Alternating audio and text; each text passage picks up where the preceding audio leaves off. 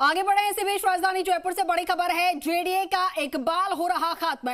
छोटे से वायलेशन पर कार्रवाई करने वाला जेडीए अब बैकफुट पर है और अब महंगी जमीनों पर सृजित हो रही हैं अवैध कॉलोनियां। जेडीए में 2 साल पूर्व ध्वस्त हुई अवैध कॉलोनियां फिर से सृजित हो रही हैं।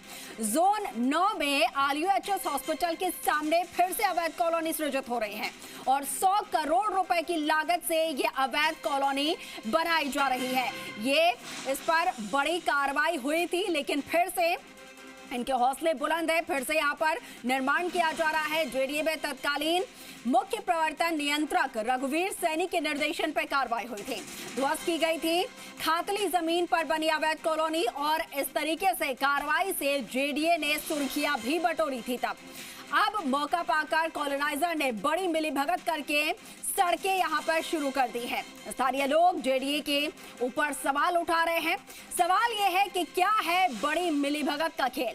पूर्व में जोन उपायुक्त ने 90A की कार्रवाई की, यहां पर कार्रवाई करके निरस्त की थी और अनुकंपा विहार के नाम से सृजित हो रही उक्त कॉलोनी द्रव्यवती नदी से सटी हुई है। तो पहले कार्रवाई करते हुए इस निर्माण को ध्वस्त कर दिया गया था, लेकिन जैसे ही मौका मिला बड़ा खेल किया गया है। मिलीभगत से फिर से निर्माण कार्य यहाँ पर शुरू हो गया है। बताया जा रहा है कि फिर से यहाँ पर सड़क बनना शुरू हो चुकी है। 2 साल पहले ही अवैध कॉलोनी पर ध्वस्तीकरण की कार्रवाई की गई थी। तब के जो तत्कालीन अधिकारी थे उन्होंने कार्रवाई की थी और 100 करोड़ की लागत से अवैध कॉलोनी सृजित होने की ये जानकारी जो है वो मिली थी और उस पर बड़ी कार्रवाई की गई थी।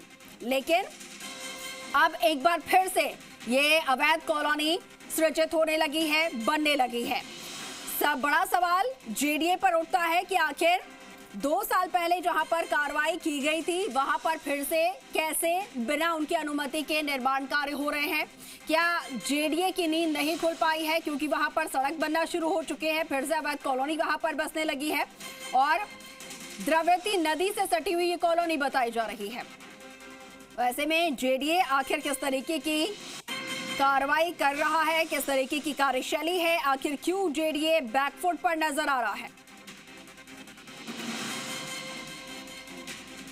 इस खबर पर ज्यादा जानकारी के साथ सहयोगी राम सिंह रजौत हमारे साथ फोन लाइन पर है। राम सिंह, जिस जमीन पर, जिस अवैध निर्माण पर 2 साल पहले जेडीए ने कार्रवाई की थी, वहां पर एक बार फिर से कैसे निर्माण शुरू हो गया, किसकी अनुमति से शुरू हुआ और क्या जेडीए इस बात की मॉनिटरिंग नहीं कर रहा? देखिए, ये जेडीए के जोन 9 में नारायणा हॉस्पिटल और आरयूएचएस के समीप ये 22 बीघा जमीन है। ये द्रव्यवती नदी से सटी हुई है, खातली जमीन है। इसमें कोई कॉलोनी और निर्माण नहीं हो, निर्माण में प्रतिबंध है। इसके बावजूद ये 2 साल पहले इसने अवैध कॉलोनी सृजित करने का प्रयास किया, सड़कें डाली और सीवर लाइन के पाइप भी डाल दिए थे। तब तत्कालीन जो मुख्य प्रवर्तन नियंत्रक रघुवीर सैनी है, उनको जब बड़ा मामला पता लगा कि इतनी बड़ी जमीन पे अवैध स्कीम बस रही, तो उन्होंने ध्वस्त कार्रवाई की थी। लेकिन अब आप ये देखिए जेडीए में अभी क्या है, ये बड़ी बड़ी अवैध कॉलोनियां कट रही है। तो अभी जो अवैध कॉलोनाइजर जो कॉलोनियां काट रहे हैं, उनको लग रहा है कि जेडीए में अभी ऐसा चल रहा है, अवैध कॉलोनियां बराबर कट रही है, तो उन्होंने भी मौका पा करके निर्माण शुरू कर दिया। और लगता ये भी लोग सवाल उठा रहे हैं कि आप बड़ी मिलीभगत जेडीए में मिलीभगत से अवैध स्कीमें काटी जा रही है। करोड़ रुपए 100, आप ये देखिए वहाँ करीब 10-15 करोड़ रुपए बीघा के भाव हैं, तो 100 करोड़ से अधिक की जमीन है और उसमें अवैध कॉलोनी काट रही है। 1-1 लाख रुपए वर्गज में ये भूखंड जो है बेचे भी जा रहे हैं। अब आप ये देखिए कि जेडीए में जो आनंदी जो जेडीसी हैं, उनकी बिना उनकी जानकारी भी नहीं है ये बड़ा मामला। आखिर ये अवैध कॉलोनियां जो 2 साल पहले जो ध्वस्त हुई थी और अन्य कई कॉलोनियां हैं, लगभग करीब 1 दर्जन से अधिक पुरानी कॉलोनियां में भी सड़कें बन रही है। ऐसी बहुत सारी कॉलोनियां हैं जो पुरानी ध्वस्त थी या सरकारी जमीन या ऐसी प्रतिबंधित जो जमीनें होती है, खातली वगैरह जमीनें होती है, उन पे धड़ाधड़ स्कीमें कट रही है। तो यूडीएस की जो मंत्री हैं उनसे भी पहले पूर्व में शिकायतें हुई है, लेकिन वो ये कह के टाल रहे हैं कि पहले उन्होंने कम जांच कराएंगे, देखेंगे। ये रटा रटाया जवाब देते हैं मंत्री। और आखिर ये यूडीएस में हो क्या रहा है? ये बड़े लेवल पे जो गहलोत शासन में भी इतनी बड़ी गड़बड़ियां नहीं हुई थी, जो अब बड़ी बड़ी गड़बड़ियां सामने आ रही है। बिल्कुल बिल्कुल राम सिंह, सबसे ज्यादा यहाँ पर सवालिया निशान इसीलिए खड़े होते हैं क्योंकि जेडीसी को लेकर, जेडीए को लेकर लगातार शिकायतें मिल रही हैं इस तरीके की। अब क्या जो जेडीए के अधिकारी हैं और जेडीसी जो है वो सरकार को चूना लगाकर बाकी के जो करोड़ों का मिली भगत कर रहे हैं, क्या अपनी जेब भर रहे हैं और सरकार को इसका बिल्कुल पता तक नहीं लग पा रहा है?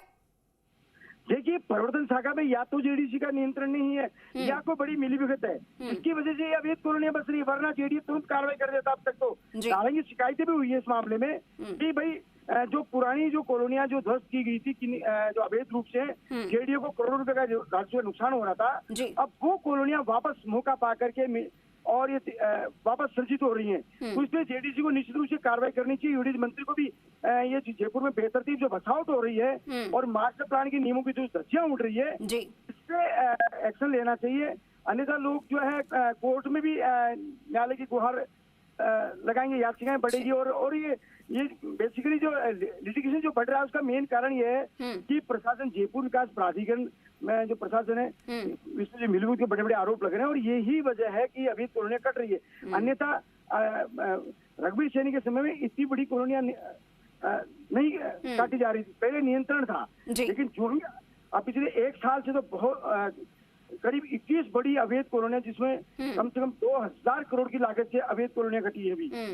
बिल्कुल बिल्कुल। तो पिछले एक साल में करोड़ों की ऐसी अवैध कॉलोनियां लगातार यहां पर बनती हुई नजर आ रही हैं, लेकिन ना तो विभाग इस ओर ध्यान दे रहा है, ना अधिकारी, और ना ही अब मंत्री जो है वो इस पूरे मामले में संज्ञान लेते नजर आ रहे हैं। लेकिन उन्हें जल्द से जल्द इस मामले में देखना होगा और कार्रवाई करनी होगी। ठीक है राम सिंह, बहुत शुक्रिया आपका जानकारी के लिए।